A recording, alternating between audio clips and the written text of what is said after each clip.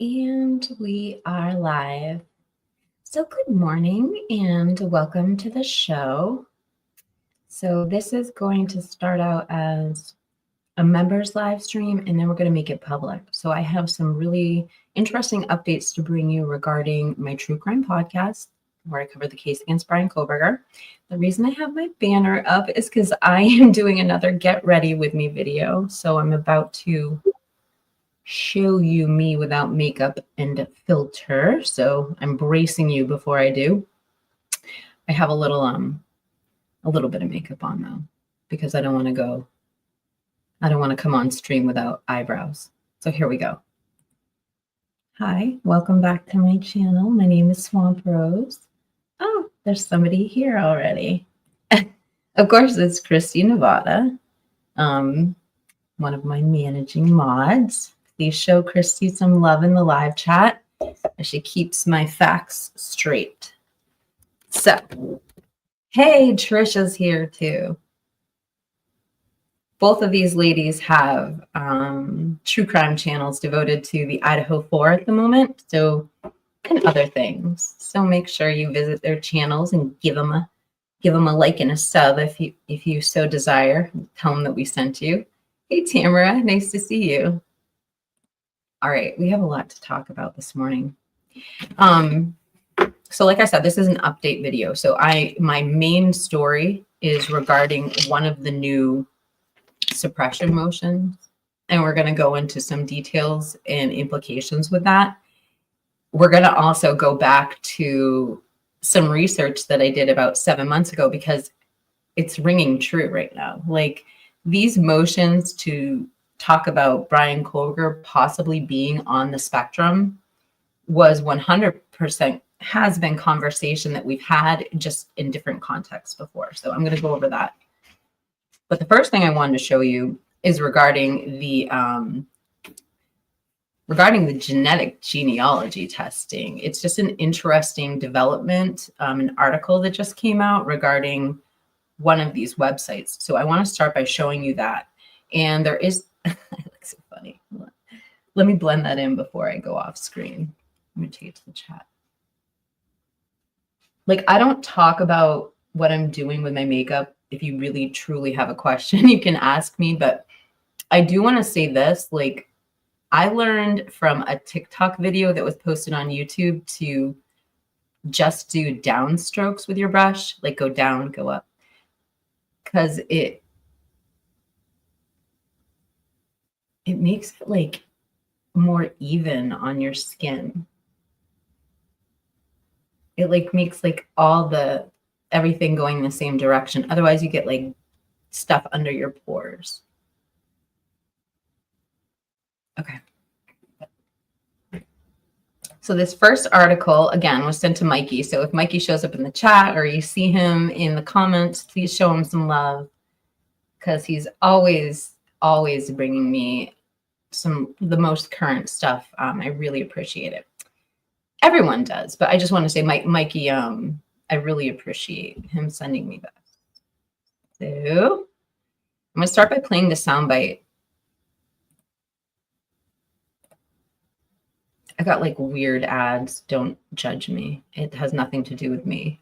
It's my age group, I think. What? Hold on. I don't know why there's no sound. Hold on. Oh, here we go. Monday would cut approximately 40% of its workforce, impacting over 200 employees.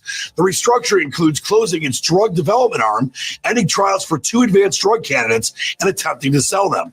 This marks the 5th round of layoffs since early 2023, reducing staff from over 800 to about 300. The cuts are projected to save $35 million annually. The DNA testing company is shifting focus to its core consumer DNA testing business, which remains unprofitable. Attempts to generate revenue from pharmaceutical partnerships and subscription sales have struggled. For all things money, visit benzinga.com/GSTV. Okay. So what's important? Hold on. Let me put myself back on the screen. What's important as I go into this article? Whether you're conquering your favorite trails, escaping the city life. For this week's Hidden London, we are at Paper Dress Vintage, which is a vintage clothing shop by day I don't know and a what's happening. bar and live music venue by night. So let's see what's inside. Okay.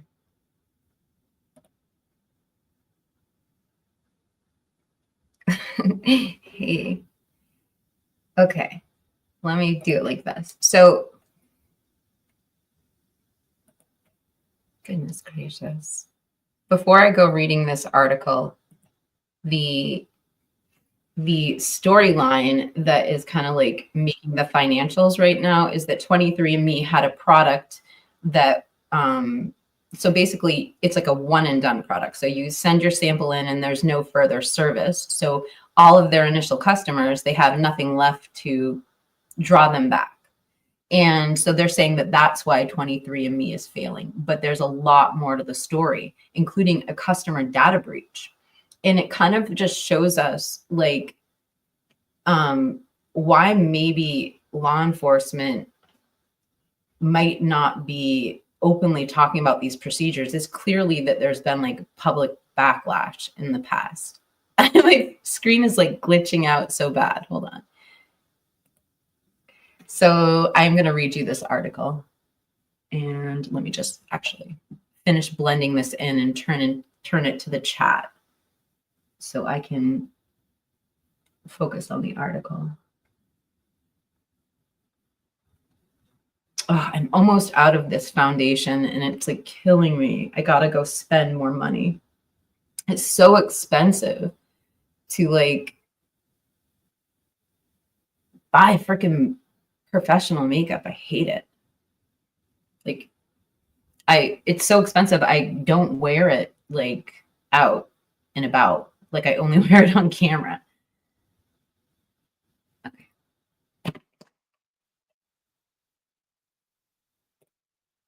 Whoops. Hold on. I'm going to turn to the chat real quickly before we go on. Good morning, Bria. Thank you for joining us. And Tonka was up all night. Everyone's on such like different time zones. I don't like have a good bearings on all of it. Thank you, Tamara. Thank you so much. I will say, like, before we get into the 23andMe, there's been like it's been a dramatic weekend on YouTube. I feel like I almost feel like there are a couple live streams where my name was actually mentioned, and I feel like I have to give some reaction, but I don't know. I guess what I have to say is, you know what, we'll address it right now. What I have to say. I'll just say it like this without talking about another channel or person. Like, I'm really sorry I haven't been on YouTube or been present in this community very much in like the last few months. That's not a reflection on any of the people that I've worked with. There have been two creators I've done a lot of work with, and that is Robert and AR. And that's because Robert and AR like are really good friends to me, and they email me and reach out to me, and they invite me on live streams to help me get back into YouTube. So like, I guess for people that I used to appear on their panel a lot or hang out, like, it's not anything to do with anyone. I just haven't been on YouTube. And if somebody wants me on their show, all they have to do is reach out to me. I'd love to appear on anybody's panel, but if you want to talk to me, I would just say it's so much easier to send me an email and talk to me, or hit me up on Discord or something than to make a live stream about it. Because it's hard for me. Like, I want to give my best to my audience, and I don't want to use that precious time I have with them talking about personal things with other creators. So sorry I don't address things more publicly. Sorry I'm not more present on YouTube, but I appreciate everybody in this community. And if you need me, or just reach out to me. I'm here. I don't know what to say, but I feel like a lot of stuff is unnecessary. What? Open your mouth and talk. I don't know why I talk. I'm trying to.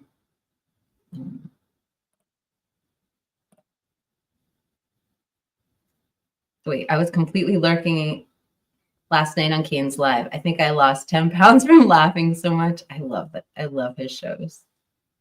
My screen is glitching.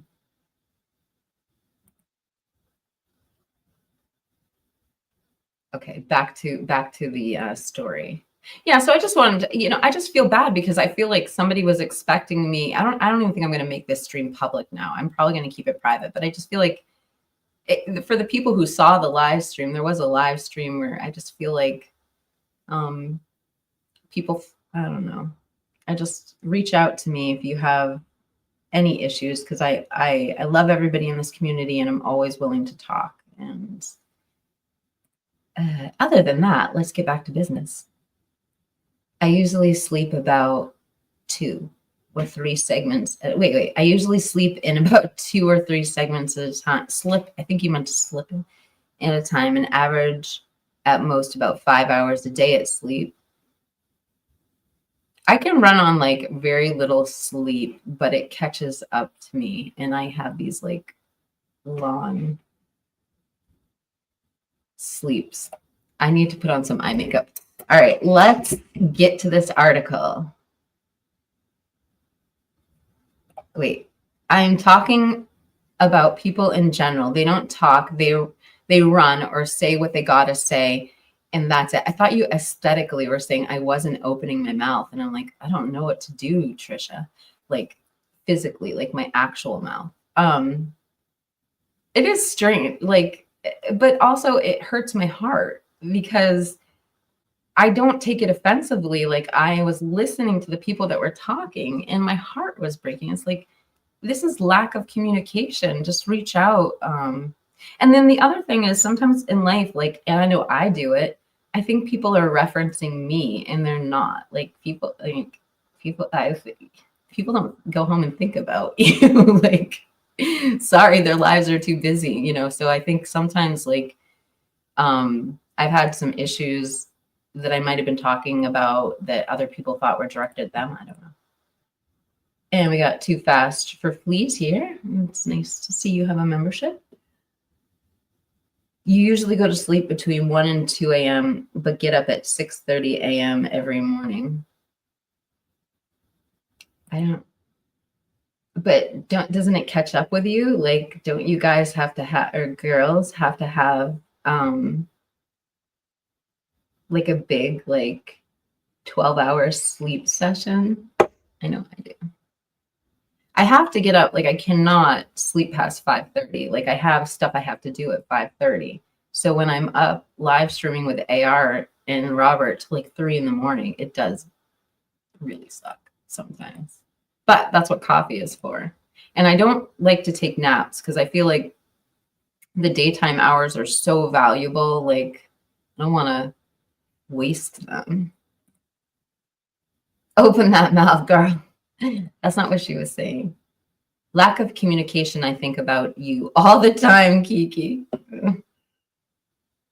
Yes, I will admit it. I haven't been a great communicator. Haven't been great communicator to some people that I really care about in this chat too. I don't like talking about things that, could be uncomfortable to talk about. So I avoid, just like all of us, right? We just want things to be happy-go-lucky. But then, anyway, I don't know if anyone knows what the live stream I'm talking about is, but it's not the first or last that will be talking about me. All evidence against BK so far, thank you, Tarot, for keeping us on point, has been 100% fake. So messed up. You think that with all this public, like, outcry, that they would do more to set our minds at ease, unseal more, show us like some of these chain of custodies and stuff. You never sleep, Trisha. You know what? I have to say, every time I've ever sent you a message, you've always replied back. I don't know. I assume you guys all take naps during the day. Oh, you're working outside today? So I'm going to tell you guys something. Please drop it in the chat. 1 degree. It is 1 degree, or it feels like 1 degree in Boston. It says it's 25 where I am. I'm usually like at least a 10-degree difference from Boston. Boston is at 1 degree today, or feels like 1 degree. It's awful. I never sleep that long, ever.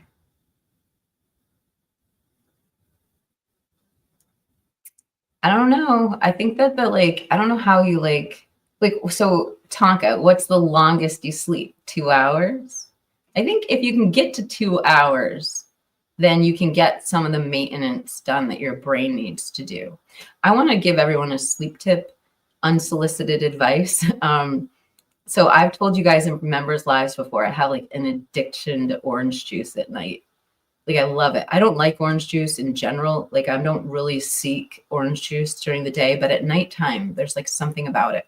Like, to the point where I started like cutting my orange juice in half with water because I drink so much of it. But like, I read this article about taking a tablespoon of, I think what it is your body craves sugar before you go to bed, because your brain needs a tremendous amount of energy to do the maintenance it needs to do at night. So like for me, I think I was craving the orange juice to give my brain the sugar. But what I've been doing that I read in this article, and it seems to help. I have a couple other tricks. Like, I've switched to apple juice, but apple juice kind of keeps you up. And then I switched to, I haven't yet, but I'm going to try switching to grapefruit juice, even though I don't like it. Anyway, what it is you take a tablespoon of raw honey before you go to bed, and your brain, you'll sleep longer because your brain won't trip you up to wake up to get more glucose. I don't know. It worked for me though. Wicked unsolicited advice. It's 63 today, and I've been doing the transition in landscaping for 4 months now. It's only on the weekends though. I'm gonna be up at 5 to 5:30. I can't sleep past that time. LOL. I'm the same. I can't be up at 2 a.m. It's still see, like, if I don't wake up early, it kills me. I feel like I've wasted half the day. Like, I mean, I do it once in a while. I sleep in, but it's just like, I do feel the best hours of the day are between like 4 a.m. and like 11 a.m. for productivity. Yeah, I accidentally sleep. Wait, you don't get off until 7:30. That's so hard. God bless you for what you do though.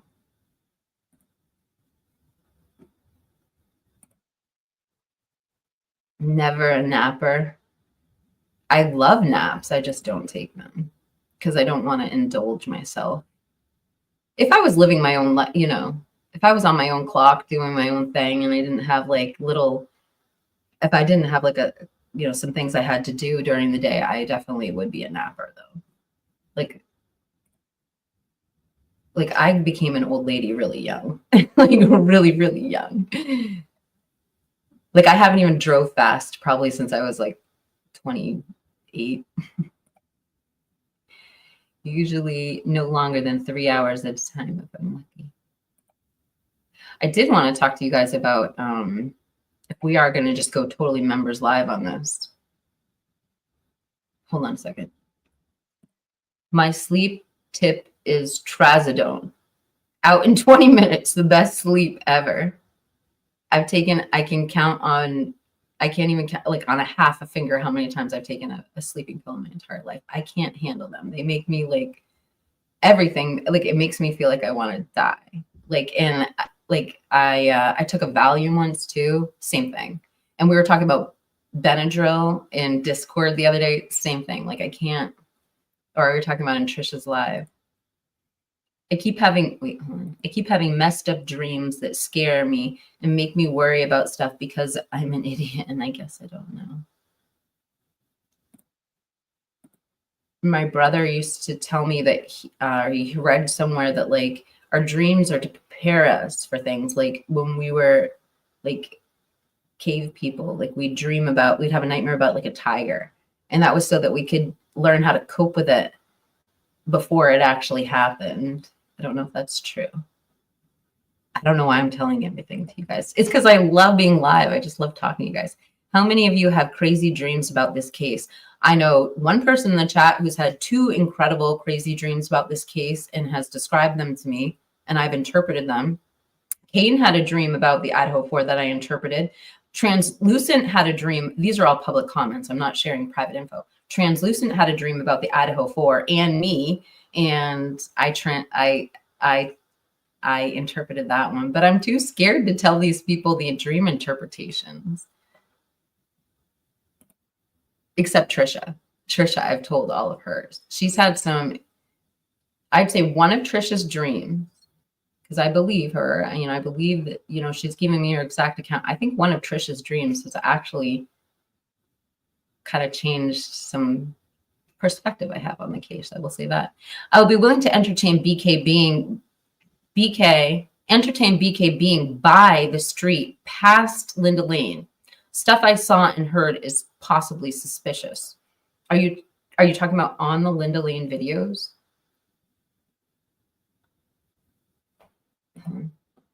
Do you eat before sleep? Echoes of clarity. Sometimes I found food can cause weird dreams or medication. That's very true. Oh my God, I can't spell today, my love. Wait, echoes. You can take a salt bath to cleanse your aura. I am like obsessed with baths too. That's another thing about me. I have an issue there, but it's because my grandmother like drilled it into my head that that's why she lived to be so old, is she took baths every day. So anyway, fun fact about me.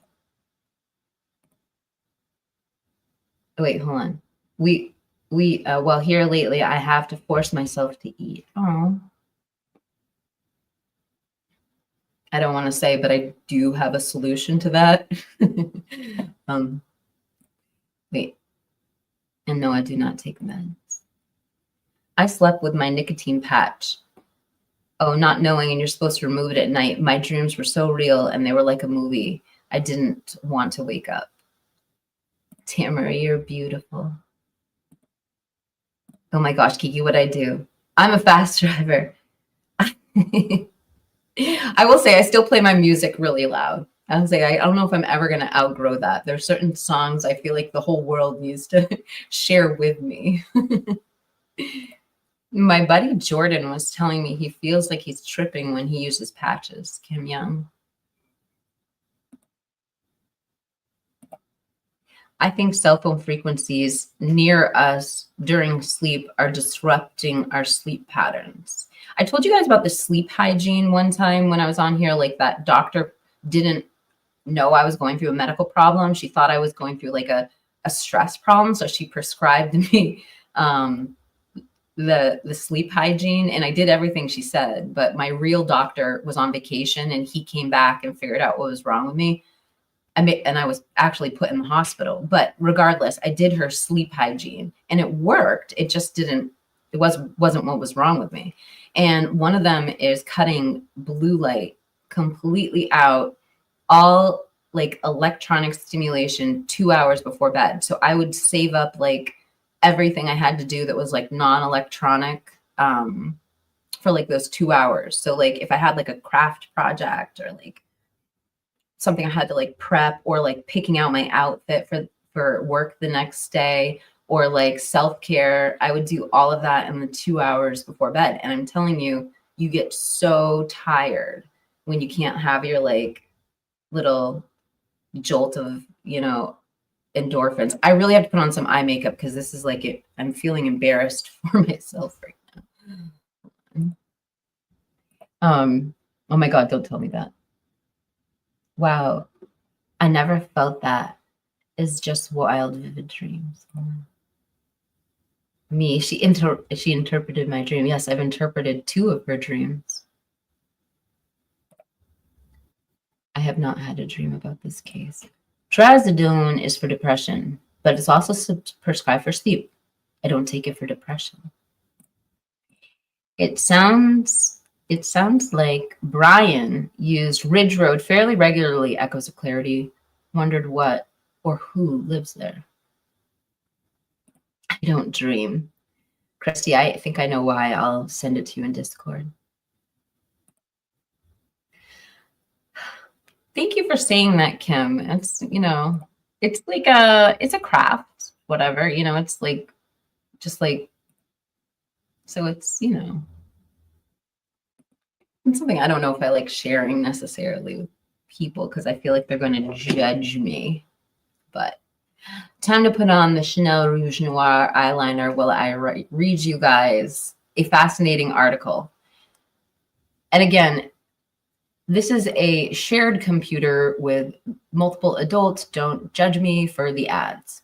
It's called The Fall of 23andMe and How DNA Testing Lost Its Way.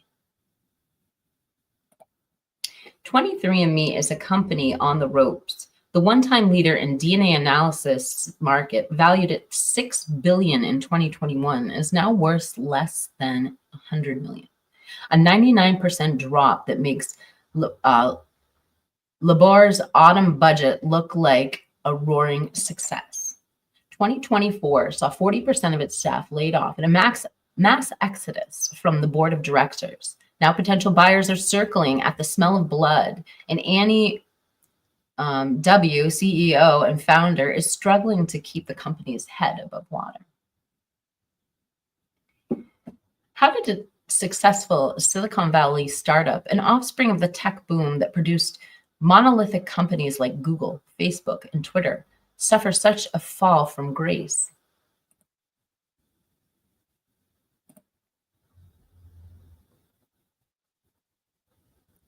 "23andMe was co-founded in 2006 by Ann W. with her ex-husband, Google co-founder Sergey Brin, and her sister Susan, the former CEO of YouTube. Ann quickly became a Silicon Valley power player with her family emblematic of the rare female presence in the male-dominated tech world. The company USP was simple but revolutionary. Spit into a tube, send off your saliva samples, and receive a detailed DNA analysis just a few weeks later. It was named Time's Innovation of the Year in 2008. With the results, customers could supposedly discover everything from personal disease risks to far-flung ancestry.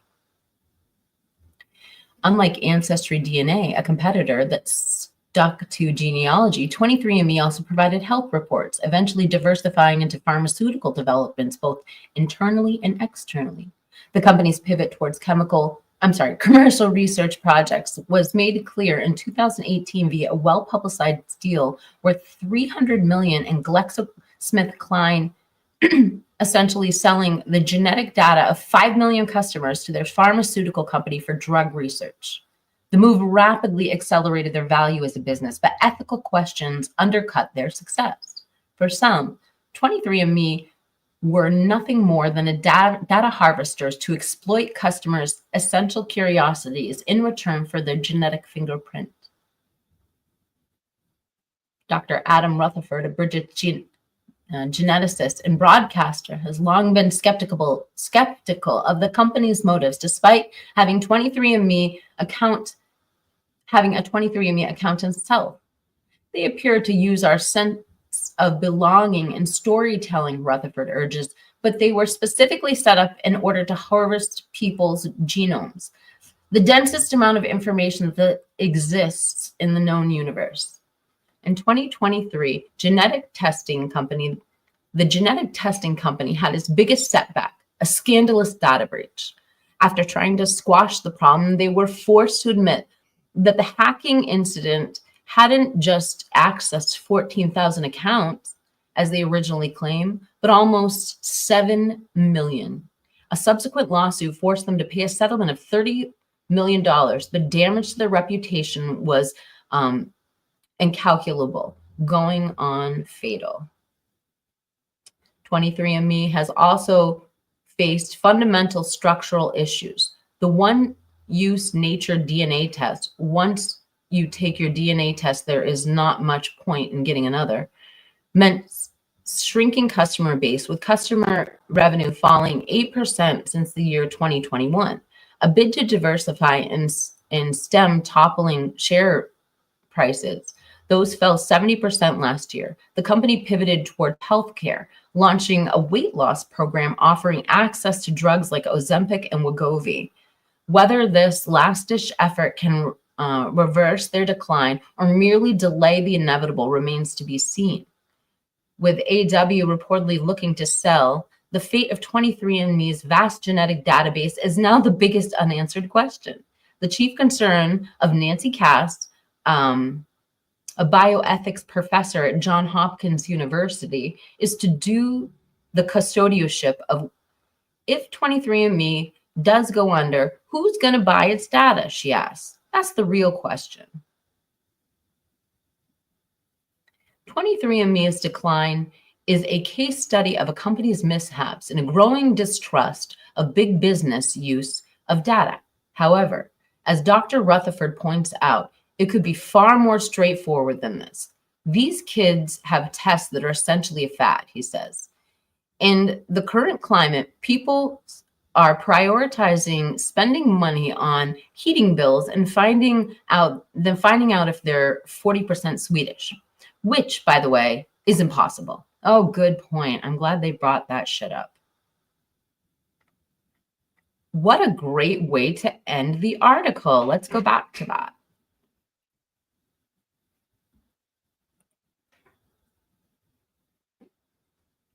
Yeah. So chat, I think the first thing I'd like to do is address the very last statement that they said. They said the biggest thing is people are curious about their heritage. I mean, honestly, I've considered taking these DNA tests before because I have questions about my heritage. I want to know some very specific things, but I haven't because I've just been apprehensive to send my DNA in. I did send my grandmother's off, and I'll tell you, we were incredibly surprised at her results. It was not what we were expecting. And so when I was looking closer at her results and how they actually determined her ethnicity, it didn't have to do with like the DNA itself. How do I explain this? And I'm sorry, I love you, Grammy. I'm sorry I'm dragging you into this. Her ethnicity had nothing to do with like, she has this many da-da-da-das and her code says this. No, that's not how they figured it out. They follow other users and where their ancestral roots came from. They're basically using where that genetics was located and what other people said their background was to determine the ethnicity of certain people. It's not anything to do with like what's in their info. It has to do with other users. I hope I'm explaining this right. I'm turning a filter on because I'm obviously not going to finish my makeup. Yeah, that looks a little nicer. Yeah, but aside from that, like, so couple questions for you. Why is it that you think that the FBI, ISP, and NPD are so secretive regarding the process where they gain the tip to find Bryan Kohberger? So either it's just gag, seal, and redacted, and they don't feel like giving up any of their strategy, or there wasn't something on the up and up. And obviously, I mean, a lot of us are speculating that. But the reason why that's a problem, because I mean, many of us feel like our larger law enforcement needs certain tools to be able to protect us that maybe the average law enforcement wouldn't have. The biggest argument that the mainstream media is giving back to this is they know, because they were there, that consumers outcried when they found out law enforcement was using their genetics to solve cases that they didn't agree to. They know that this is a public issue. This isn't like, this is an ethical question. And the ethical, that's what mainstream media is emphasizing now, is the ethical corruption, like in this. And so they think this article highlights it really well. There are a lot of genetic testing sites. And the reason 23andMe is giving a lot of excuses as to why their company is failing, the makeup of, you know, what they do and everything. But the bottom line is that they're failing in an industry that should be thriving. And it's very likely because of this data breach. And it's, I mean, in my opinion, just speculating here, that when you treat something of such a important and personal nature, something that honestly, I understand this isn't medical information, but I think ultimately our medical information should be protected by HIPAA, is my personal feeling. And I know it's not. So I know I've received tons of emails saying it's not protected. I realize it's not protected. I'm saying it should be protected. And I find that I think the general public agrees with that. When you see like the absolute outrage from the public when these, when law enforcement uses genetic information they're not supposed to. So my theorizing on this is that 23andMe isn't necessarily failing because of their product. They're failing because they let the public down. I got to fix my hair. I'm turning off the camera. Anyway, I'm going to bring it to the chat. Did you guys have anything to say about that? Hold on. Wait, hold on. I watched Runaway Jury last night. This is catching up on Gene Hackman. It was wild. Juries can be bought. You all have any thoughts on the vacuum type thing being a UV1 for blood checking? Like models, that's very, very interesting. I could see how that's very interesting. I don't know. But if it was like, okay, let's just say it was, like, what was that person going to do with that info? Like, how do you clean up blood? And other than like putting chemicals on it, like how do you actually clean up blood? I don't know. Wait, how do you come up with five octillion number when two people share 99.5% of DNA? It should be a pretty easy question to answer, shouldn't it? I'm just putting a freaking hat on, you guys. That's it. I can't do my hair right now. I'll do this until I finish my makeup. I know I kind of look like I'm homeless today. I'm sorry about that. I look like an artist today. This is my artsy side coming up. Okay.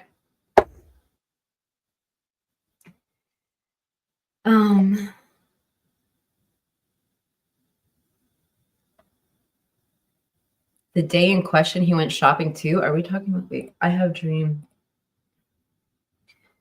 That dream was like 2 months ago. And by the way, and since then, I haven't had any sense of Kay being around anymore in spirit. Mystery. It is, I think when someone passes on, at least in my experience, I feel like you can tell their presence for a period of time.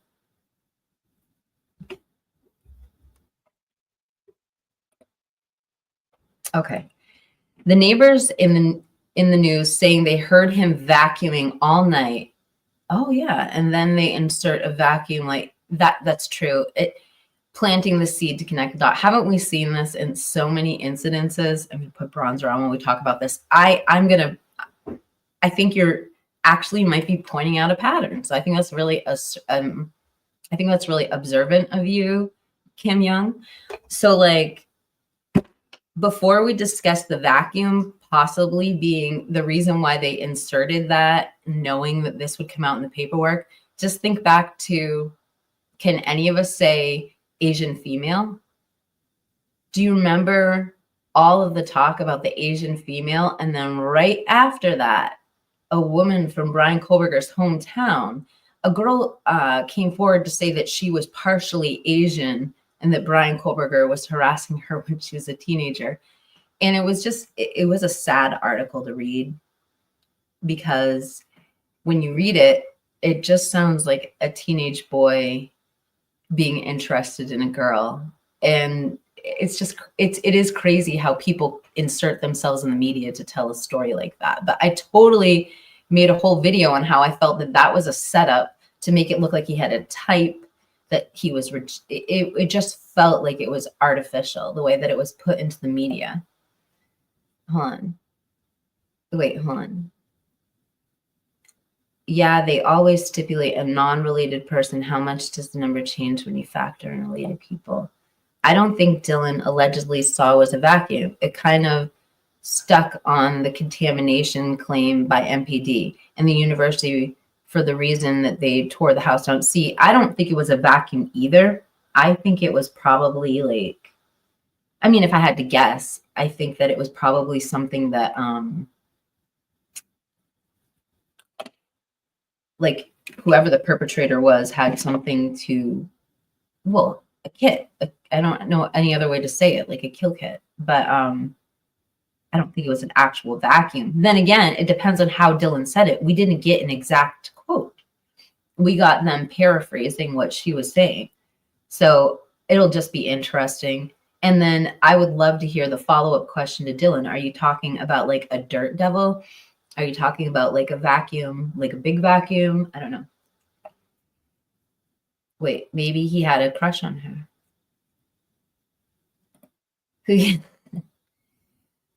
Hold on. Oh, Phil is here? Wait, where's Phil? Wait. The same forensic cleaner that was BLK and BK's apartment was called to the 1122 to help someone like Ellie get away. Crazy theory. He drives a Ford. I didn't realize what I was reading, but that is very interesting. I did dream about the night that the murders happened. I did not see the details, but the deed itself was not quiet, and the act alone was not quiet, and it echoes in my head. I'd love to share one detail that you had in your dream that we just found out was true, Trisha. I don't know if you remember, but I'm not going to share because I don't know if you'd feel comfortable. But it's true. You had something that we didn't know about that definitely came true recently. Probably by Octillium's William Tardy, The Other Direction. They're literally trying to make it look like a match. Oh, I want to show you guys something. I went to New Hampshire and Gia left me all of these. Like, I'm using Real Techniques, cheap, Real Techniques fresh right now. I know it has like no buoyancy. It's probably wasting more product like inside of its bristles than like actually get on my skin. But Gia left me all these professional brushes. Like this one, this SK, Laura Geller. This one's so nice. It's like real. It's got so much buoyancy. And then I had, they smell like Gia. Mac Studio. The BH Cosmetics. I don't know what that one. Well, there was a really good one in here I wanted to show you guys. Oh, this is a bronzing brush. This is like one of the best bronzing brushes I've ever seen. Oh, I put my eyebrow pencil in here. That's good. All right.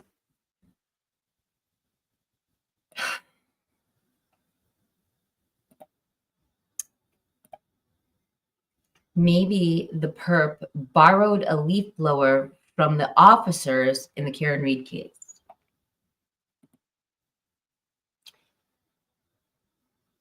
And Kim Young says, I honestly don't think she saw crap. I mean, I'll be honest, like how I feel about Dylan's story is 100%. I'm dying to know more. I just want to know everything Dylan and Bethany has to say. I don't like the part where I hear the police kind of picking and choosing which parts of the testimony they're going to use. I think it's all relevant. The jury is just as capable of deciding what she meant by something than us. You know, I mean, everybody's just as capable of guessing that. I'm sorry, this is just a coffee on that mug. It's embarrassing.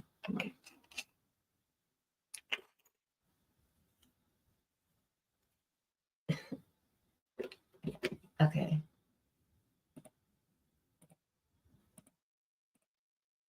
I think a makeup tutorial during true crime. Wait. Oh, I think makeup tutorial during true crime. His name discussion would be awesome. It's just something for me to do with my hands. Because if I don't, then I'm like playing with my hair. And also, I love Bailey Syrian. So it's kind of an homage to her. Wait, hold on. Hello. Oh, hi, Precious. Hello, Swamp Rose, everyone in chat. I'm so late, but glad you made it. Thank you for being here. Wait, hold on. As far as DM goes, I don't think she saw anything. She made a statement on, I think she knew who was in the house. And they leave all of what BF says out of the hearing, which could be interpreted as, for me, like, okay, maybe what BF said, like, they all want to talk about on the stand, like nobody's disputing, they all want to talk about it, or they didn't, I don't know, but it doesn't look like the defense wanted to rule out BF, or they would have talked about it during the hearings, right? I don't know.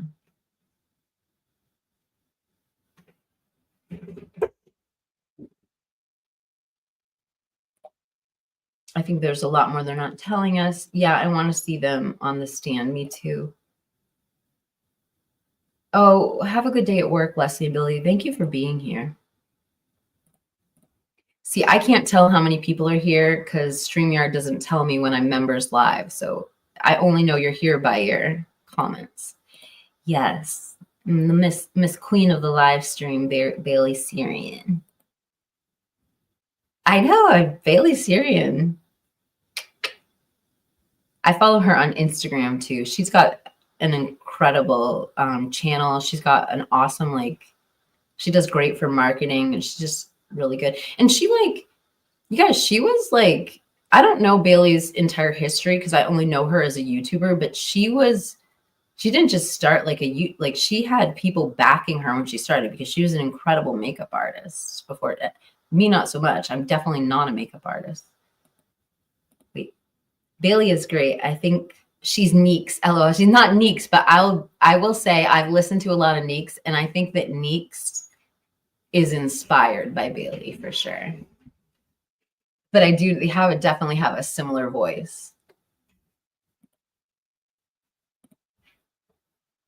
I am not into makeup as much as I am true crime. Sorry, we're trying to talk about the makeup. I think they left it out because it's exculpatory. But wouldn't you think they'd be fighting against some of it then? You know, like they'd be fighting it in the preliminary hearings if it was exculpatory, and they're not. I don't know. I'm asking. I don't know. I don't think that we are going to see either of them on the stand. They will be off camera. I hope. At least you got a really good point. And AR has brought that up before too. They'll probably turn the cameras off, and it won't be open to the public when they hit the stand.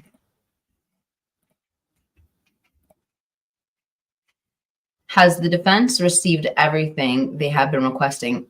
I don't know. And that includes, I don't know. Oh gosh, I think I have recently seen something that might have proven to me they got everything they needed for the metadata they were requesting that the prosecution was withholding back in the summer. So I think they've got that. I can't tell you if they received what they were looking for the IGG, and I'm really interested to know because we saw that 23rd supplemental request for discovery. And I mean, they hadn't received something. And the other thing that we know they were really, really, really looking for were well, there were a lot of things, but the 71 federal grand jury subpoenas, they had the scope what was in the subpoena, but they didn't have the subpoena themselves. So they couldn't figure out the dates. Everyone, I'm turning this freaking filter off. I can't even see my eyes. Ugh. There, I feel like I look normal again.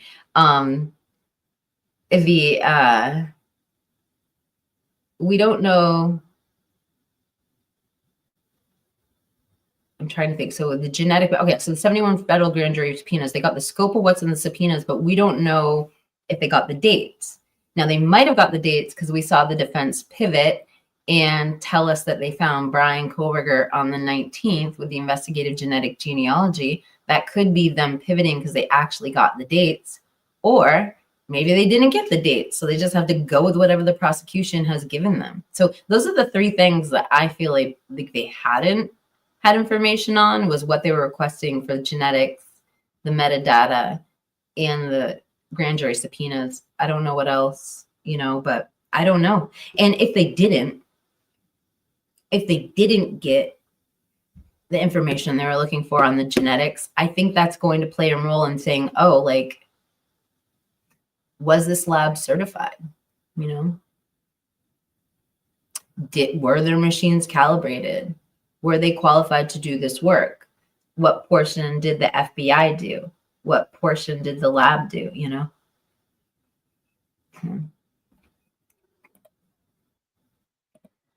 Has the defense received everything they... Okay, we just read that.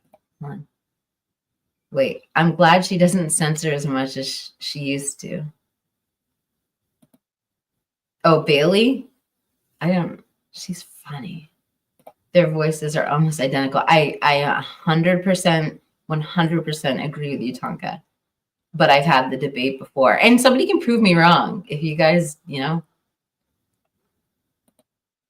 But where I'm at right now is I think they're different people. The 911 call seems so intriguing. Like kids were all talking in the background about what was happening. It's intriguing because it hasn't been released. And if it had nothing to do with the crime, or if it wasn't going to affect us, or affect the case, you kind of think they would have just released it, got the drama over with. But now, if it's just a dramatic phone call, then we're just going to hear the dramatic phone call in court. Or maybe that's the defensive strategy. Save these emotional reactions for when they can get the most punch in front of a jury, I think they will be on soon. They do sound a lot alike, Christy says. Okay, there's my Phil. Phil, it wasn't BK. There were two people there. It was Dan Aykroyd and Bill Murray, and that was No Vacuum Cleaner. And they ate music, Afraid of No. Thank you, Phil.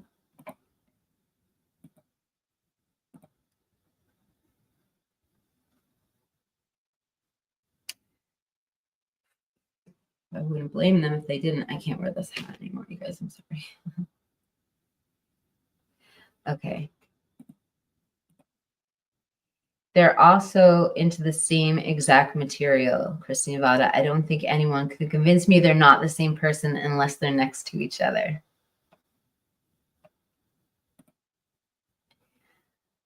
I would think the prosecution needs to show off on how the FBI and IGG got to Kohberger. Break it down into full detail. You would think. I mean,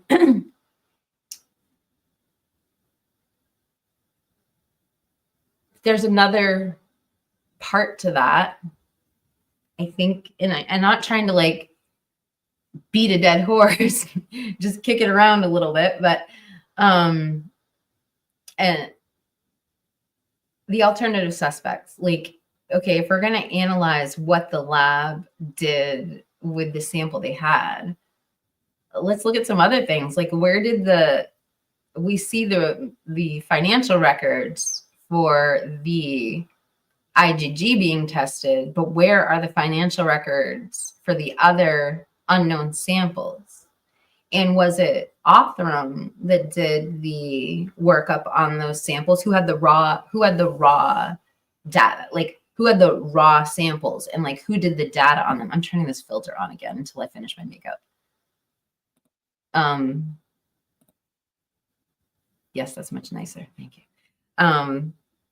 We don't know any of that. And from the paperwork that we've seen, like there is no indication of that. So I guess my question is the rest of that information, who did the workup, who, is all of that information, like how they conducted the investigation, is that sealed and redacted, or is that what Ann Taylor was requesting and we will never know because it wasn't granted? I don't know. I hope I articulated that well.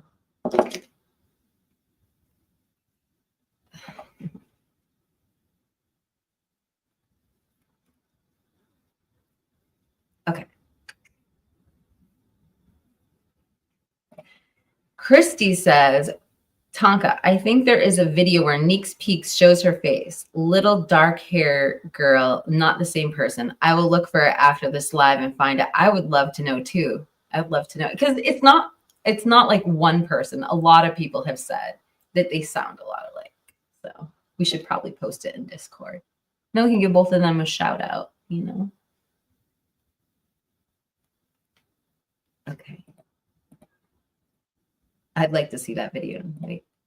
You have DNA, AB, and CD mixed. You could have AB, AC, AD, BC, BD, CD, etc. False profiles created. I didn't really even think of it like that, but yeah. I have more to show you guys. I am like an hour into this live stream and I haven't even gotten to the main story here. So let's do that right now.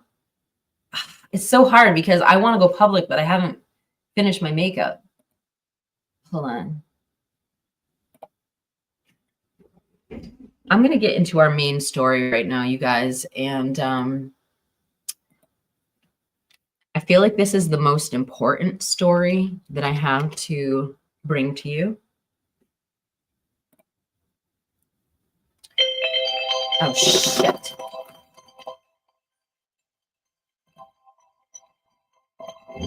My husband's calling. Hold on.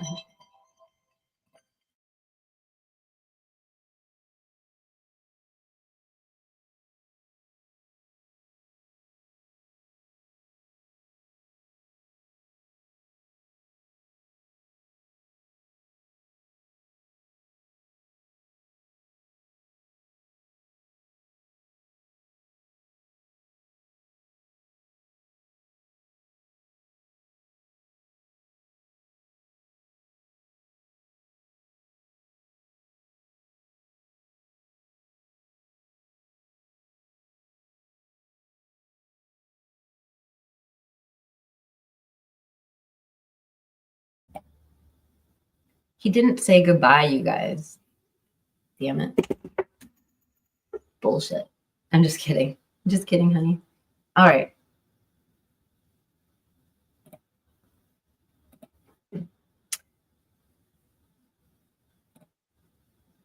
Wait, where did WSU Mom go?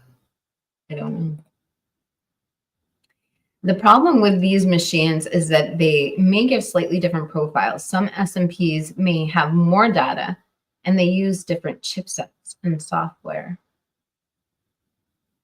And then on top of that, some of it, particularly the replicating stuff, as far as I know, is like proprietary. So they don't even really like tell us what they're doing.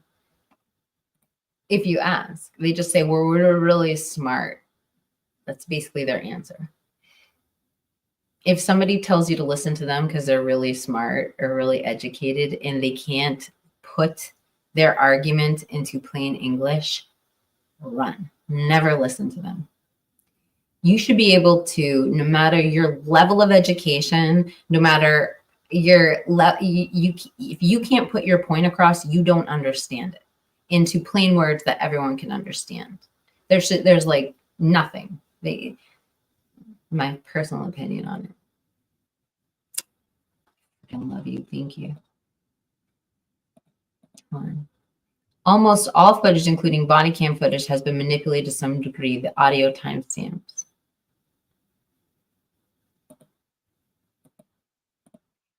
I still think Banfield cops were outside or on 1122 property that night. They were so close to it. We know already. If he had only Dustbuster his knife sheath, it would have gotten off. Scott Creek. Yeah, it's Members Live. I forgot we were. Wait. Oh God, what did I do? I don't know what I wrote. Oh, it was my phone. Yeah.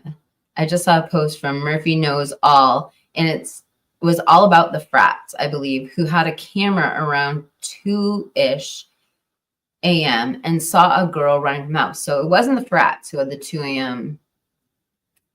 girl. It was the photography club. And I do have all of that info from Seagirl.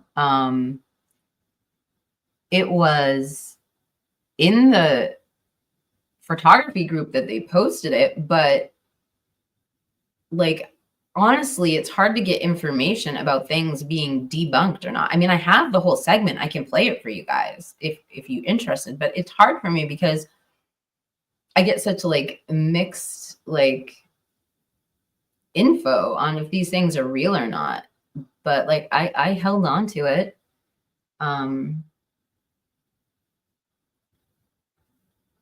And that woman was supposedly naked as well. So it's kind of like, I don't know, interesting since we have a naked man running by.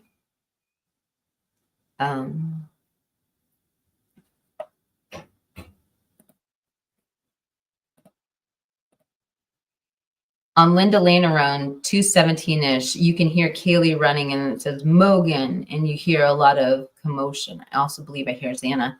Isn't it so hard though? Like I want to study those Linda Lane tapes so bad, but I don't know like what is real and what isn't. And if I do study them, I don't know which audio is real and what isn't. I 100% am not going to dismiss Linda Lane until I hear it's fake or it's been altered, because I've spent so much time on it. And I've seen like a lot of creators do incredible breakdowns on Linda Lane, like even some creators who have devoted like large portions of their channel to Linda Lane. So I don't want to ever dismiss it, but I don't think I'll be covering Linda Lane in the next 4 months until trial. But I have seen that, I have studied that part of it, and I've had people point that out to me before, amongst many other things. Like the John Denver song. I don't know. Anyway.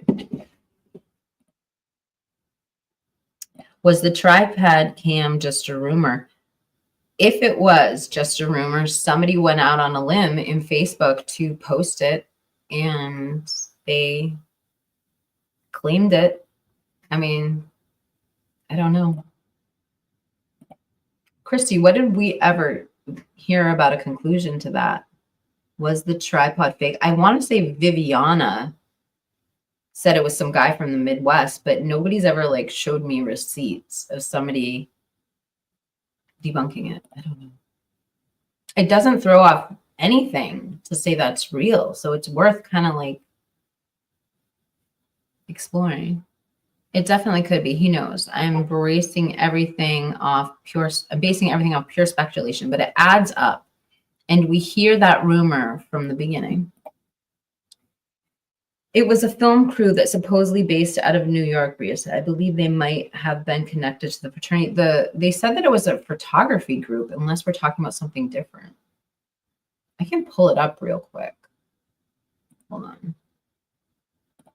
And then we're going to get to our big story, which is talking about the motion to suppress the death penalty on grounds of autism. I have something to show you guys about that. But first, let me play the photography group video. Why not?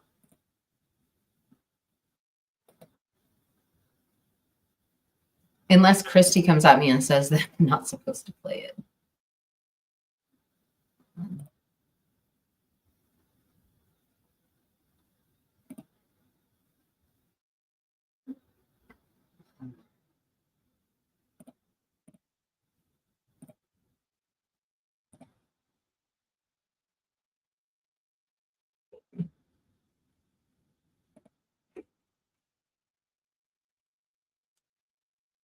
Okay.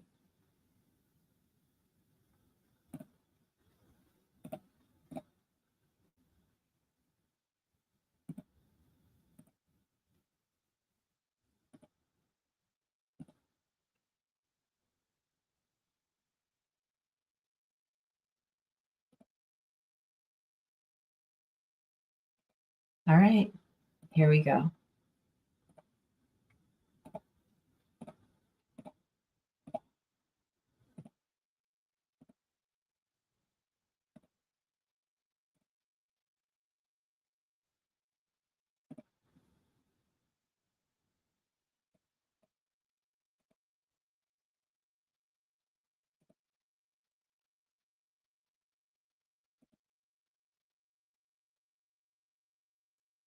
Um,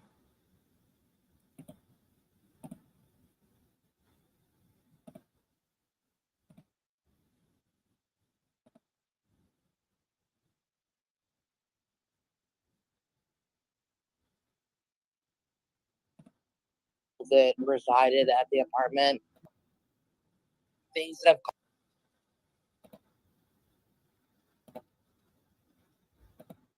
photography group. you think she was the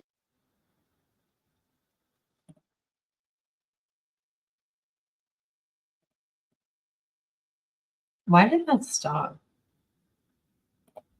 I don't know why this is like.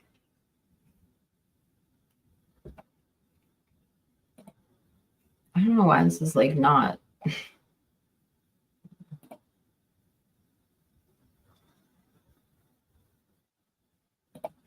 I gotta turn on this.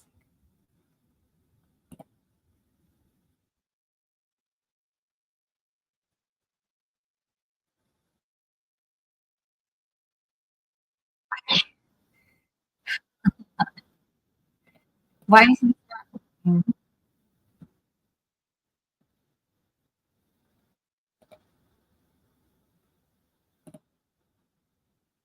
I don't know. I'm having so much trouble. I'm just turning down this filter really quickly because it's really killing me. I just want to look normal.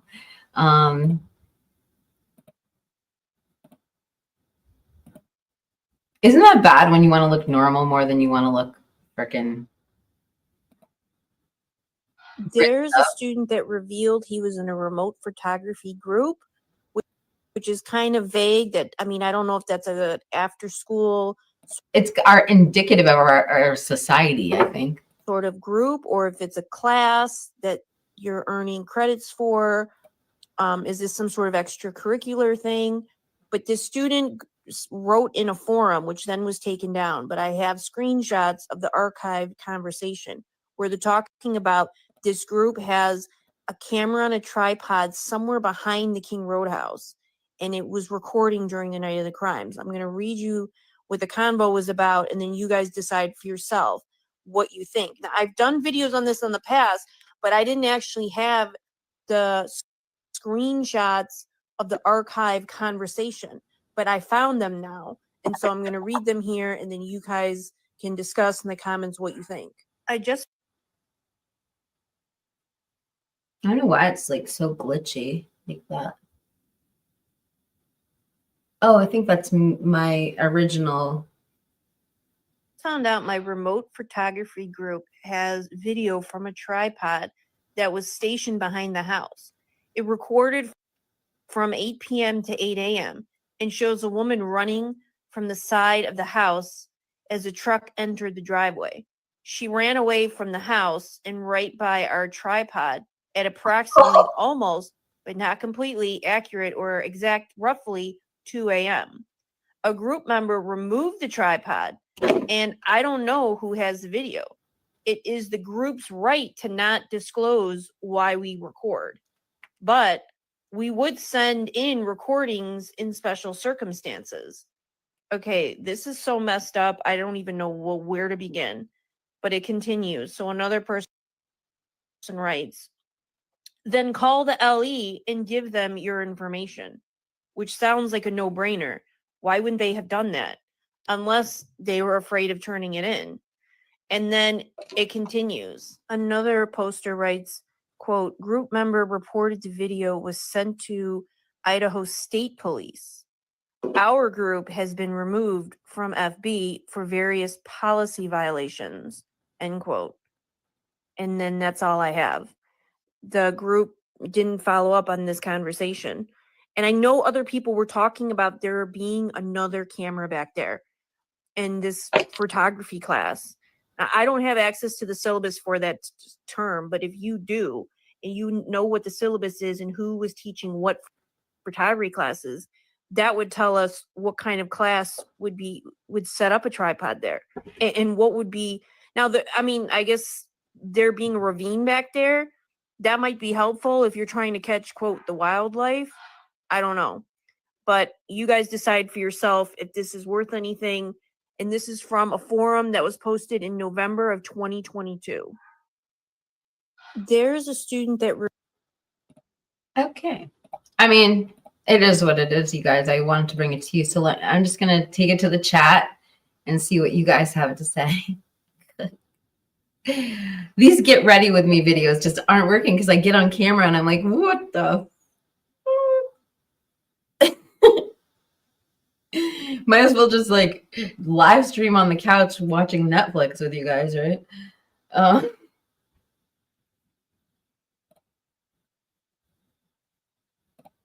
Okay, good, you guys.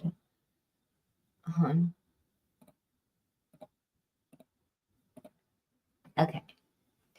Shoo. I want to get into the big reason for today's video. And I kind of do want to make this go public. So I am going to put on just a little bit of eye makeup before we get too into this. Actually, while I'm doing that, instead of just not showing you anything, I'm going to bring up the Idaho Judicial Cases of Interest website. Kind of set all of this up before.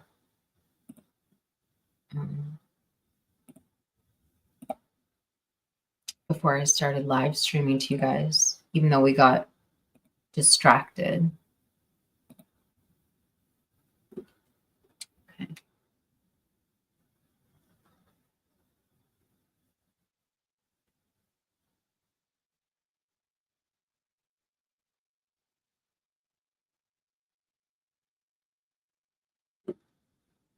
Okay.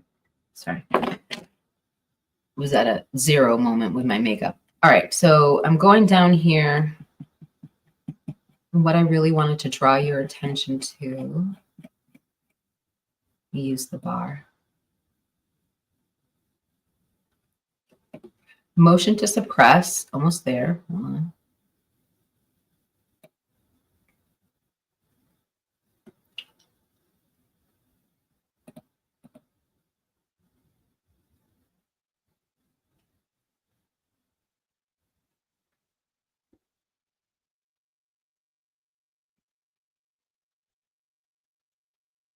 Okay. Why? Oh, it didn't. Darn it. It didn't go to the screen I was sharing. I thought you were looking at the document. Sorry. So I showed you in a video I recently did. I showed you guys a screenshot. Hold on a second.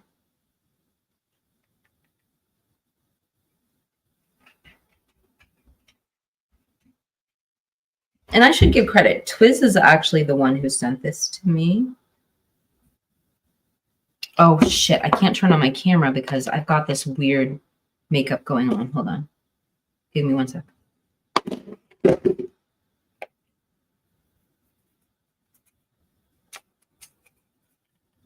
Hold on.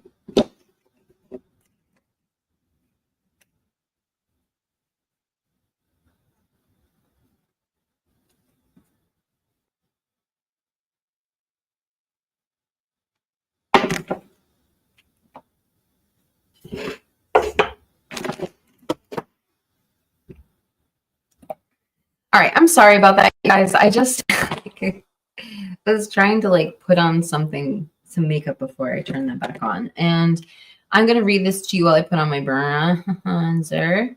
Whoa. Okay. Come now, state of Idaho, and by and through Latah County prosecuting attorney, and respectfully moves the court for an order to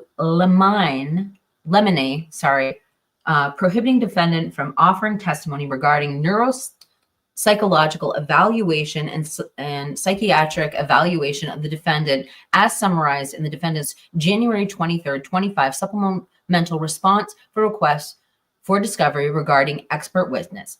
Specifically, the state objects to the proposed testimony of eyewitness identified in the defendant's exhibit D7 through D13 appended to defendant's supplemental response to request for discovery regarding expert witness.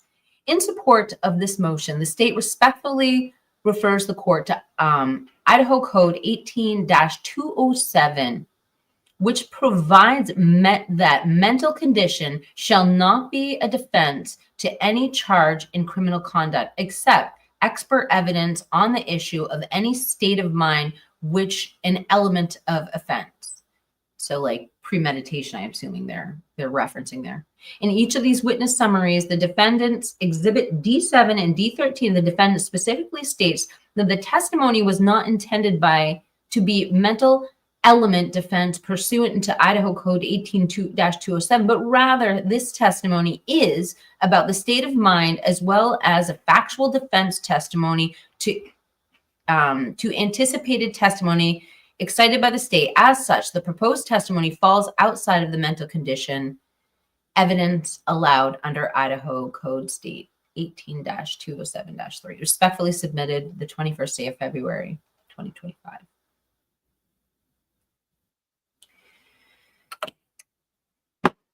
Hold on, I can't turn the camera on because I've got like freaking bronzer all over my face. It's not normal.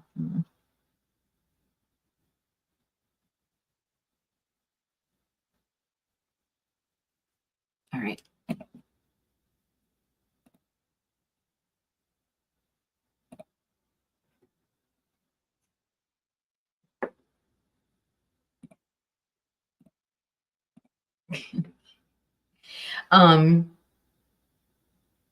So aside from this, there's something else I want to show you that Twiz brought up to me a couple days ago. And it is this from the court summary page.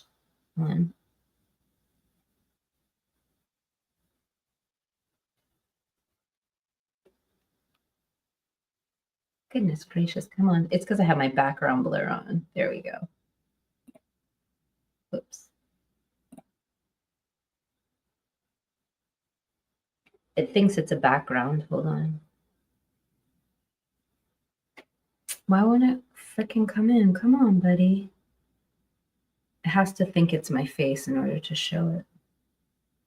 Well, I'm just going to read it to you. It says, motion to strike death penalty, autism spectrum disorder. And like, I did an incredible show like 6 months ago. It was one of my most successful shows.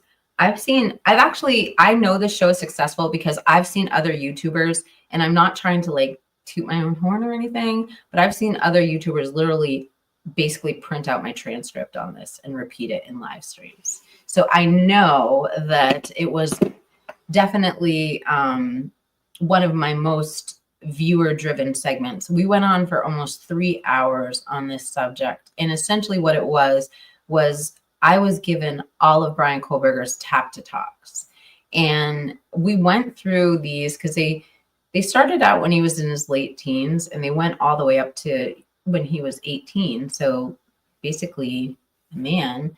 But it's interesting now because so many viewers said things that I wasn't really comfortable like speculating on, but a lot of the mothers in the audience recognized some of the things they were hearing. And some of these mothers were bringing up autism. And it was something I wasn't comfortable expanding on then. But now that we've seen these motions, these bringing up different evaluations on mental health, and we see this motion to strike the death penalty with some regards to autism spectrum, I just think it's really interesting, and it makes you look at those messages in a totally different way. There's something else I want to talk about when it comes to those tap to talks, which is what? Does she provide precedence with that filing? Let me just take a look at it.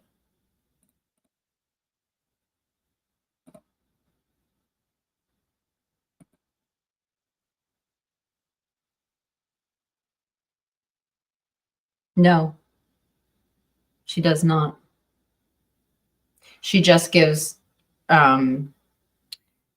pursuant to Idaho Code 18-207, 1 and 3.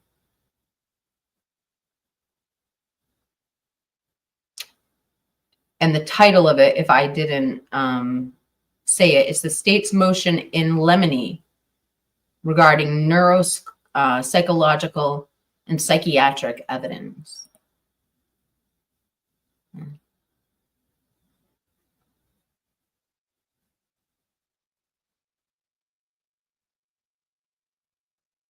Wait, hold on. What are we talking about? I believe I saw ENX on the floor also. E's head was on the lawn. The blood dripped outside. X by the door, and the head April's to him. Wait, I tried voice to text my phone, but doesn't understand my southern accent. Also, you just have like, okay, so like obviously anyone who's known me for any period of time knows I've struggled with text to talk. So what I've been doing is like, just like talking to it really slowly, like hi, like one word at a time, making sure it registers. I don't know. I think I don't have an accent, but I have like my own weird way of talking. It's called mumbling.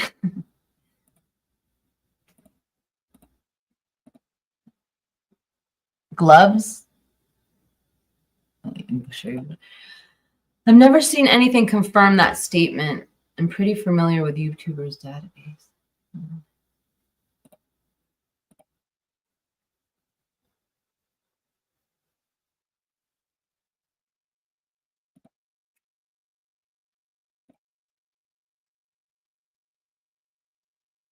Interesting. Oh, Precious, thank you for the blessing. I appreciate you so much. Thank you.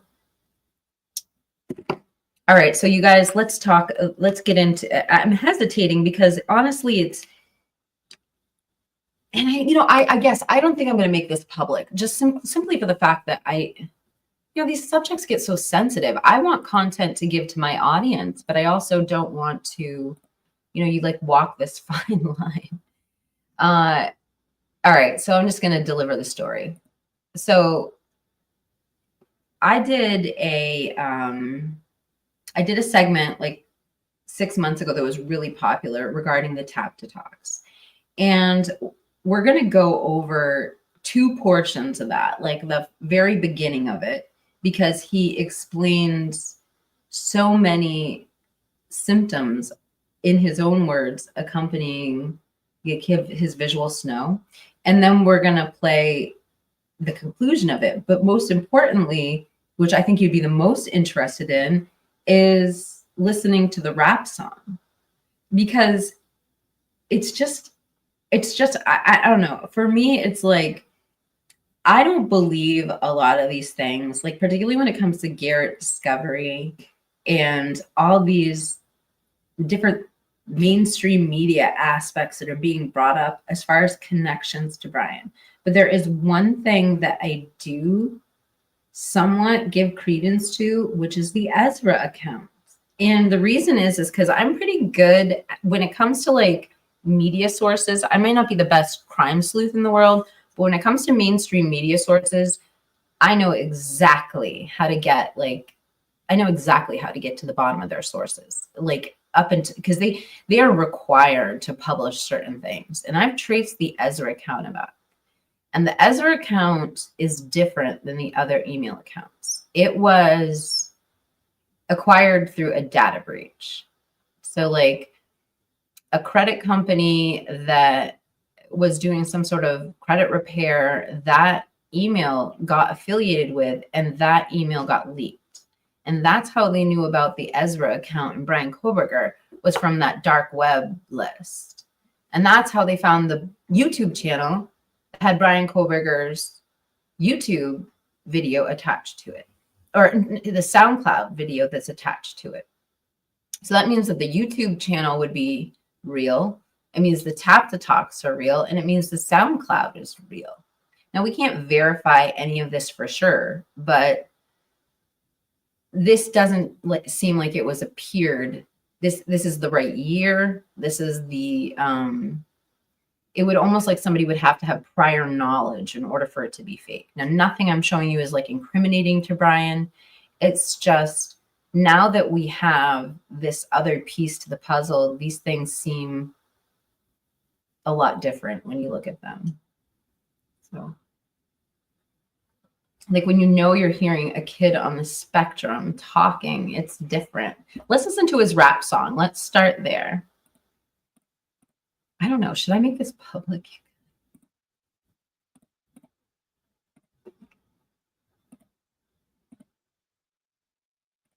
All right. So this video, I don't think this video is public. Actually, no, it's private. I do have one up that is, I think I have a live stream up somewhere that's public. So let's start with his rap song, because this is particularly interesting. The thing about the rap song you have to understand is that he wasn't like going out trying to be a rapper. Like, this isn't him like playing around making a rap song. Like, he truly was doing this as a tribute to his friends in the visual snow. He was like a kid trying to use art to express what he was feeling. Like, it becomes very evident when you hear it. And I couldn't find it on SoundCloud, so I have JB Gunner's version. So trigger warning ahead of time. I know he triggers a lot of people. That's no offense to JB Gunner, but he does. And so the language that he uses doesn't necessarily reflect my opinions or the language that I would choose to use, but I really want to hear the rap, and he found it. So it was on SoundCloud, and I went looking for the user. I mean, I don't know, Tonka, you're so right. I mean, the other thing too, you know what we'll do? This is what we're going to do. Tonka, it makes me so uncomfortable. You're right, because I don't want to put anything out there that could be incriminating for somebody else too. We won't go through the Tap to Talks because it's too hard to, I don't know. I don't want to present something that could possibly be fake. And I could use you guys as input on it, but we'll play the rap song. I'm not going to play the Tap to Talks. Wait, hold on.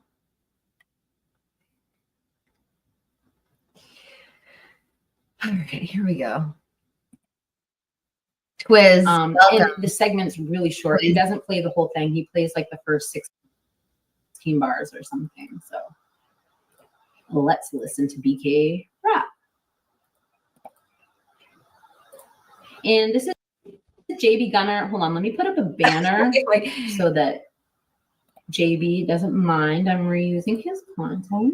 I have to like turn that filter off. I think I have a JB Gunner slip banner. We were reacting to something he said a while back, and something he said maybe not use his content in the live stream anymore. I can't remember what it was. JB Gunner. You'd think I would have, I got this because I thought it was already set up. Okay, let's listen to JB Gunner's video.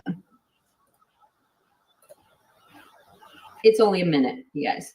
I think, to be perfectly honest, this means a lot. It says a lot. It is a lot. Now, I'll leave it up to you whether we believe this is him or not. He goes on, the same person. This is him.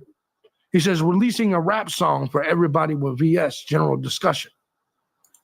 Let's go ahead and listen to him. Let's go ahead and check it out.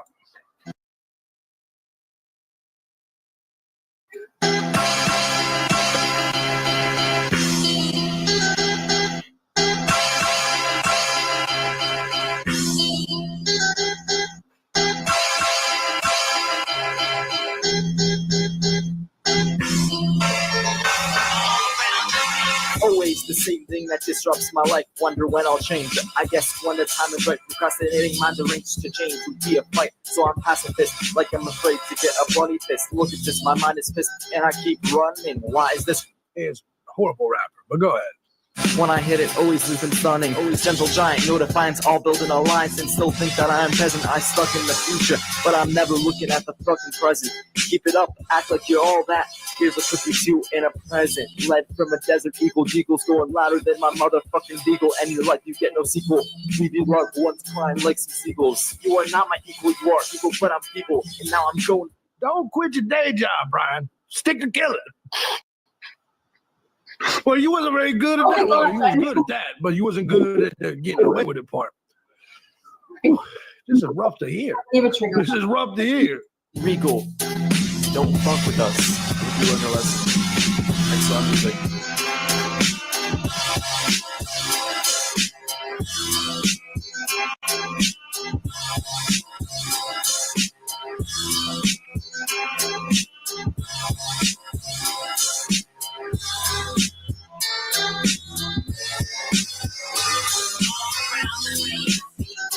Are you done? Was that it, Brian? I don't know if that was it or not.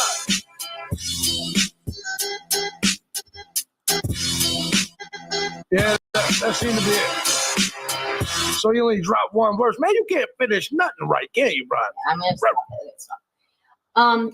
The one thing I will say about, I actually listened to JB Gunner's whole video on this because I just thought, heck, why don't I just find out what other people are saying about the visual snow? And I'm just going by what JB Gunner says. JB Gunner says that he is an actual diagnosed psychopath, or he other sociopath. And he says that he relates to these texts, and not all of them. Some of them, you'll know in a second when we get into them, they're pretty dark, but he's like, this sounds a lot like something I would have said 10 or 20 years ago or something like that. So I thought that was interesting. If you want to go back and listen to JB Gunner's Tap to Talk video on that and hear what he has to say, it is fascinating. We don't have time to play it right now, but I encourage you to go check it out on your own. Thank you for finding that copy on SoundCloud. And let's continue.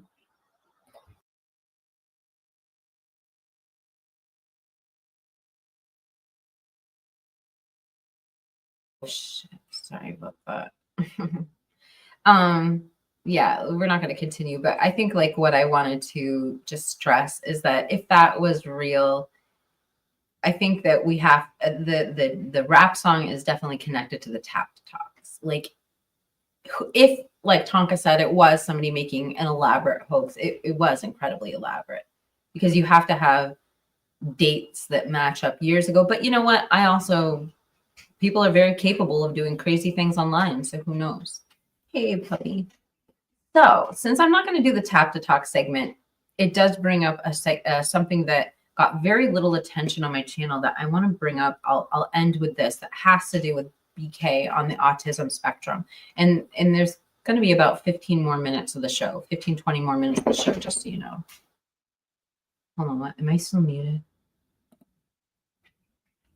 Looking at the Ziz group. Did I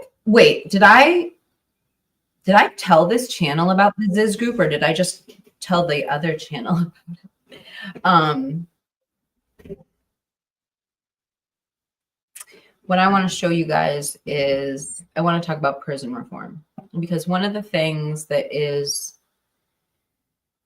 going to happen to Bryan Kohberger if he is on the spectrum is he is going to have to figure out, or there will be incorporations if he's convicted to his, there will be accommodations in his incarceration for him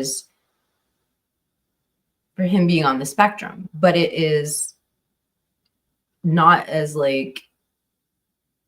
it's not as easy as just saying he's on the spectrum. This is what's wrong with him. And this is how the system is going to categorize him. It's not going to happen. The jail will intake him. and then he'll be in an intake / like evaluation for a period of time. And then the jail will decide exactly what's wrong with him, or the incarceration, wherever he's incarcerated. And then they decide where he gets housed. So they could prove all they want in court, but it's not going to affect, the jail is going to decide for themselves how they treat the inmate once he gets into the system.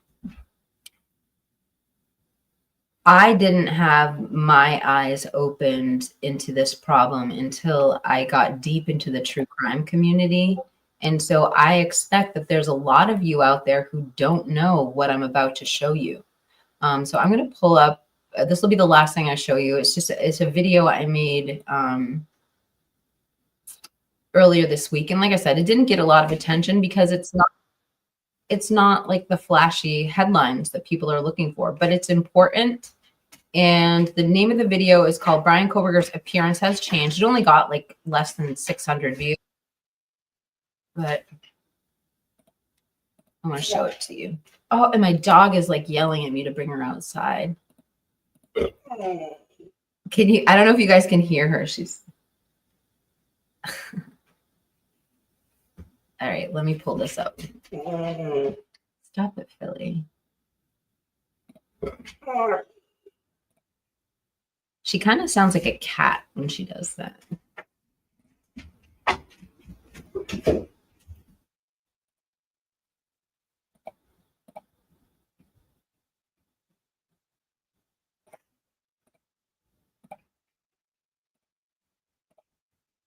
All right, so we're going to pivot from visual snow to talking about prison reform. I really am passionate about this. I just hope that my audience understands the importance of this. This is only a 12-minute video, and why don't we just take it live for the rest of the internet for the last 12 minutes? And this video is a continuation of my podcast where I cover the Idaho 4 case, otherwise known as the case against Bryan Kohberger. And what I wanted to talk about in this video is the health of the accused, so Bryan Kohberger. And there are two reasons I want to talk about this. Number one, because when we saw Bryan Kohberger coming into the court in the last few months, there's definitely a difference in his appearance, switching from Latah County Prison System Penitentiary to Ada County Penitentiary. And I have some ideas about that, but I also have a soundbite for you that I think will open your eyes to something that I think we all should take a look at, which is prison reform. In this country, we have protections in our Constitution to protect us from cruel and unusual punishment. It's a major debate we have when we talk about death penalty, for instance. Whoa! But it also should extend to our conversations about incarceration. I want to bring up another point about Bryan Kohberger. They are asking for the death penalty to be dismissed on grounds of autism. So the next question that I have is, what types of systems do we have in place in incarceration to deal with people who are on a spectrum and might have some developmental disabilities? So I think the best thing I can do is to let you hear an expert talk about it for himself. So I'm about to show you a soundbite. I was on panel last night, live streaming with my crew, Robert from True Crime Revealed and Albert from A Convict's Thoughts. And I'd love to hear what you have to say, and please listen in. Based upon your classification level, you could be eligible to go to a different place. But in Bryan Kohberger's situation, with the popularity and the known issues he would have within an Idaho penitentiary, they would be moving him out of state.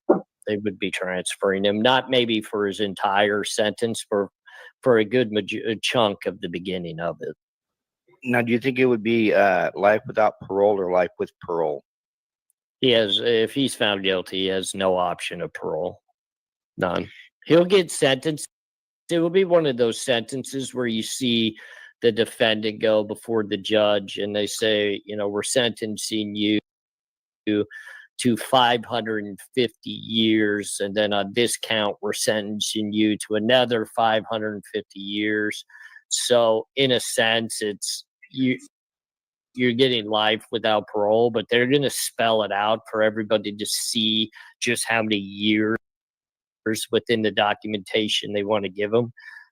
Take Richard Allen for reference. They've clearly stated the man, I mean, it's life without parole, but they said 30 years. They want to make that impact based upon how many years they're giving you more than, well, we're sentencing you to life without the possibility of parole. Bryan Kohberger would be a totally different situation in that, based upon just the notoriety right there. And because the classification unit is literally right there, and it's a cesspool of not only people going to the penitentiary, but still people in and out through, the classification process and the jail process. They have a very odd way of housing people in Idaho. So with his caliber, if he's not sitting on a death row, he would be in another state pretty quickly. Yeah, and going back to that, how they were tracking his flight and everything. The way I see it, it was just basically it was a perp walk. Yeah, because every time you saw the media, they were always like, they would parade him in front of the media there in Pennsylvania, and then they tracked his plane, and the media was there every time he got off. It was a perp walk. That's the way I feel. They wanted this man to feel uncomfortable, and they were showing him off to the entire world. Hey, look, we think we got the guy that did it. So they were doing a perp walk basically for the media. Well, and Swamp, I'm sure you would actually agree with me, and Robert, you as well. They started that legitimately in Pennsylvania when they took him out of the van, walking him in front of everybody to get him into the jail. They didn't have to do that. They did that intentionally, and they did it with all the chains and the shackles all over him, the bulletproof vest.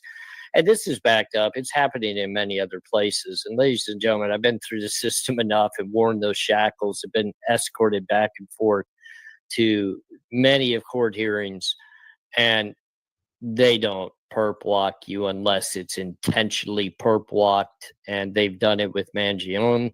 They've done it now with, Bryan Kohberger. They've done it with many of people now, and it's getting sickening to watch, because we need to get back to, let's handle people like human beings until, if they are deemed to be one of the worst criminals in the world and they're found guilty of that, perp walk them all you want, showcase them as that all you want, but they haven't been found guilty as of yet. And I don't think that we need to display that we as people have gotten this disrespectful as humans towards another, that we have to continuously do this. Yeah. Put this on your shoulder for 15 minutes and watch rotator cuff pain disappear. Imagine a drug-free and surgery-free way to remove shoulder pain. Sorry, I'm not on my regular YouTube account. Hold on. I have multiple channels now. I couldn't agree with you more. And I have a question for both of you. If Bryan Kohberger proves that he has some sort of developmental disorder, like autism or mental disorder, does that change the way that he serves out his sentence if convicted? It can. Yeah. Yeah. Sorry, this friggin' my phone just started fucking going off. Okay. Well, I think that's probably really important. I don't know why it's being introduced now in the trial phase rather than sentencing phase, if that's the case. But I mean, that's a huge deal. I'm sure that if he gets convicted right off the bat, they want to say probably if they are allotted special housing or developmental disorders, they're going to want to fight for that. Here's where you've got to really understand, though. DOC, Department of Corrections, the prison system does not care what you're classified as on the streets. They don't care what your doctors on the streets say. They don't care what the courts determine your mental status is. They don't care about any of that. They do their own evaluations and their own decisions when you get to the classification unit of the penitentiary. They'll do their own testing. They'll check what you have for illnesses, what type of medications, and they'll determine how to house you, how to medicate you, and what they want to do. Anything on the street doesn't mean anything. Nothing. Okay. Sadly, here's a prime example. When I got into the Arizona Department of Corrections, I had been an insulin-dependent diabetic since the day of birth. I've taken upwards of 6 shots a day of 3 different insulins. When I got to the classification unit in Arizona, they didn't give me my first shot of insulin for 3 weeks because they were doing all their back and forth determining on whether or not I was a diabetic or not, or how they wanted to medicate me or what they want to do. They changed up all of my medications. And then they deemed that I could no longer take shots multiple times a day. I could only get them twice a day, 12-hour period spread. And so my in-check diabetes prior to going to the penitentiary, that wasn't perfect, but it was decent, got changed to the point that my A1C went into the 50s. My limbs were being risked of being lost. My vision was going. I was just pretty much dying of diabetes. But that's the penitentiary's way of doing things. So anything that Bryan Kohberger's deemed to have right now, the minute he's sentenced to the penitentiary, it all changes. There's a reason you can smell the asparagus come out of you in your urine. It's good for kidney health. I'm sorry, you guys. Like I said, renal nutrition we're committed to the video, so induced nephrotoxicity.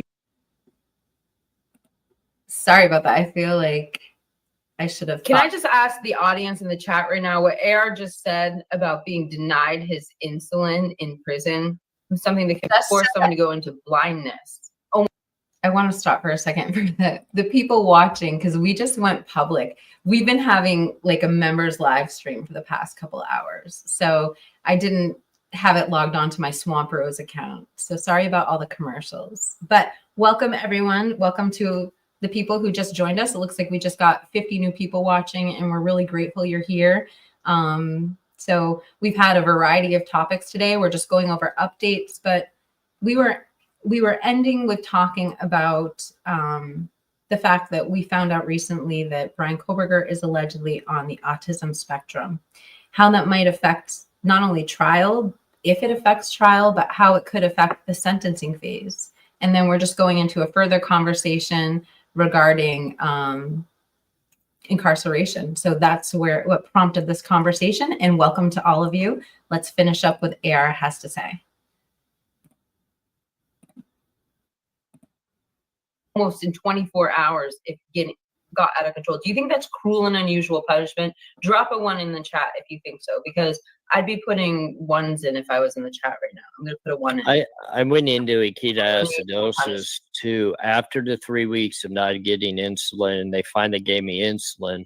I spent the next 5 months in a hospital trying to get my kidneys to function, trying to get my just everything back down. And all they did, because my wife was calling constantly to find out what was going on, she wanted to know where I was at. Was I okay? Was I going to survive?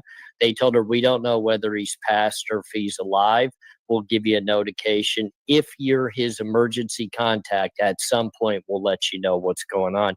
They never contacted her. And I was in the hospital for months.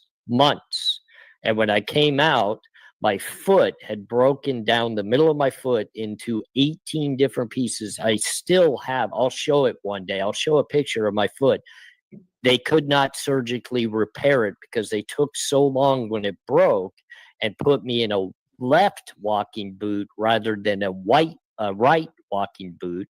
So I wore a left walking boot on my right foot, and it's still completely shattered to this day. And the doctors have said they've wanted to remove it. They want to go and amputate, but I've chosen, because I can still put pressure on it, I want to keep it. But that's been the back and forth. And if I took a picture of my foot, my wife will tell you right now, you'll throw up 3 times before you can say a word if you saw what my foot looked like. So, Wow.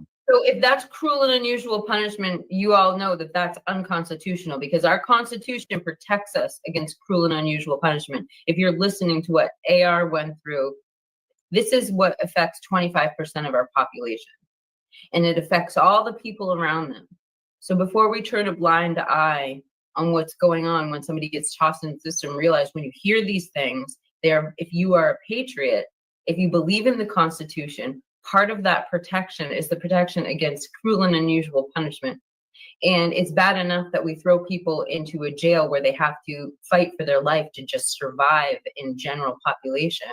But let alone hearing these things like denying someone medical care, denying someone insulin. So for me to get a letter out to my wife, a golf pencil on a half sheet of paper letter sent out, it would take me 3 weeks to get that out.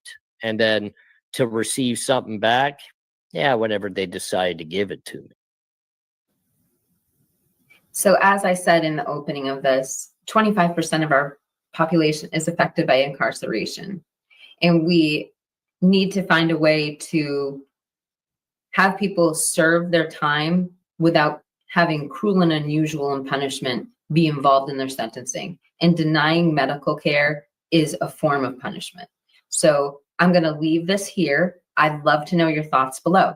Do you disagree with me? Do you agree with me? Do you think that if there's some sort of medium that we haven't discussed? Anyway, if you've made it this far into this video, I just really appreciate you listening to what I had to say. I would ask nothing of you, but I would love if you considered subscribing to my channel. I try to put out content daily, and I would love to have you be part of my True Crime family. Thank you.